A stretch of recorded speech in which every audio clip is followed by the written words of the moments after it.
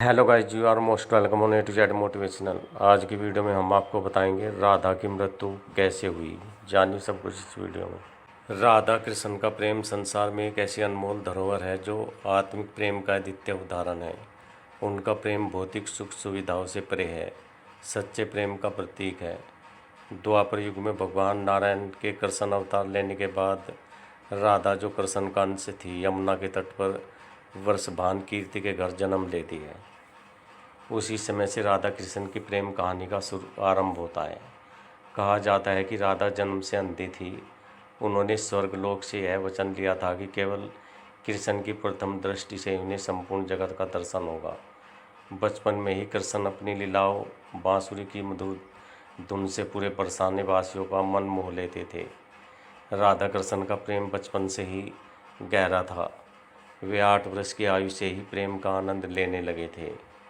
राधा कृष्ण प्रेम से परे विवाह। राधा कृष्ण का प्रेम सच्चे आध्यात्मिक प्रेम का प्रतीक था।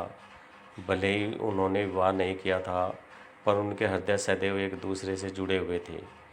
कृष्ण की रानियां भी इस बात को लेकर चकित थी कि कृष्ण सोते हुए भी राधे राधे कहते हैं। एक बार रुक्मिणी ने यह जानने की इच्छा प्रकट की कि ऐसा क्या खास है राधा में जो उसमें नहीं है। कृष्ण ने रुक्मिणी से कहा कि आप एक बार राधा से स्वयं मिल ले तो खुद ही जान लोगी। तब रुक्मिणी गर्म उबलता हुआ दूध लेकर राधा से मिलने पहुंची तो उन्होंने देखा कि राधा का प्रेम आत्मिक था, जो शरीर से नहीं बल्कि हृदय से जुड़ा हुआ था।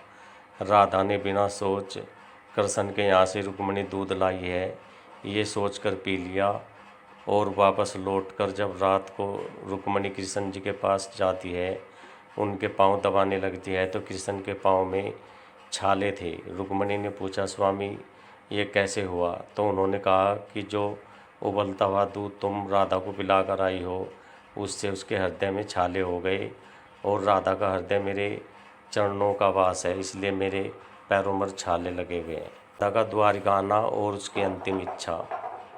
बहुत वर्षों बाद जब राधा सभी जिम्मेदारियों से मुक्त हो गई, तब वह द्वारका आई। कृष्ण के महल में देविका के रूप में रहने लगी, परंतु कृष्ण के व्यस्त जीवन में राधा को पुराने वृंदावन जैसा साथ नहीं मिला, जिससे उनका मन व्याकुल रहने लगा। जब राधा का अंतिम समय आया, उन्होंने कृष्ण से अपनी अंतिम इच्छा जताई और कहा कि उन्हें वही रूप दिखाए जो वृंदावन में देखा था। कृष्ण ने बांसुरी उठाई, वही मीठी धुन बजाने लगे। बांसुरी की मधुर धुन सुनते सुनते ही राधा ने अपने प्राण त्याग दिए। राधा की मृत्यु के बाद कृष्ण इतने विचलित हो गए कि उन्होंने अपनी प्रिय बांसुरी को ही तोड़कर फेंक दिया, फिर कभी उसे नहीं छुआ। बांसुरी राधा के बीच का वह अद्भुत रिश्ता जो सदियों से बना था, राधा की मृत्यु के साथ ही समाप्त हो गया। बोलिए सभी प्रेम से Radhe Radhe. Okay guys, I hope जानकारी आपको अच्छी लगी होगी। तो मिलते हैं नेक्स्ट वीडियो में। Till then okay.